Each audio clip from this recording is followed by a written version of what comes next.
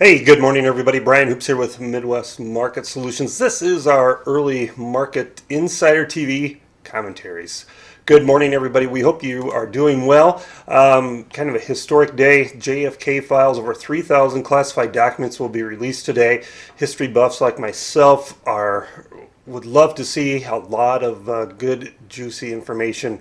Unfortunately, I'm pretty sure anything that's would be too telling has been destroyed long ago. So there's probably not much going to come out of this other than just the release of 3,000 files. Did have export sales out this morning. No surprise that corn and soybean sales were good. If you remember last week, we had a very strong week of private export sales for corn and soybeans, and we expected we'd see good weekly exports this morning. They were 54.5 million bushels, 78.5 for soybeans, but only 14.5 for the wheat market. Not a great number there. Jobless claims totals 233,000, down from last week again, so good number there. That should help the economy, or continue to indicate the economy is very strong.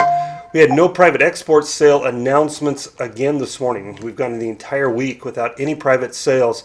That means our weekly exports next week will not be near as strong. So instead of expecting the markets on Thursday morning to trend higher into the export sales number, we expect they'll trend lower into it.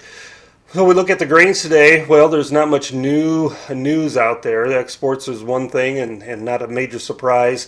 We continue to hear good yield results from producers.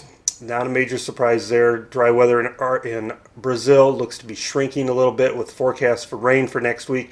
If that rain misses, of course, that would be bullish for soybean prices. But until it does, it looks like we're kind of choppy in a trading range here. U.S. dollars having a bullish reversal to the upside.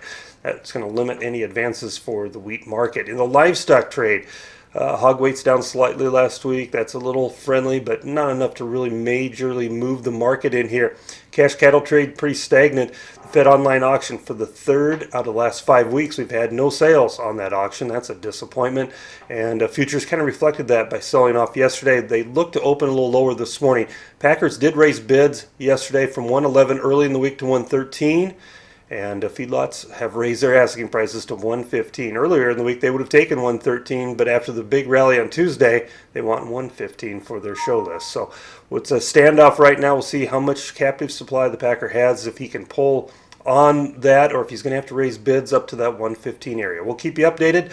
Check us out on Twitter and our website for more information. We send out our Market Solutions Hedge Program newsletter to our clients who are enrolled in that newsletter service. If you'd like to get enrolled in that, contact me and I'll get you signed up. Brian Hoops from Midwest Market Solutions. Have a great day, and we'll talk to you soon.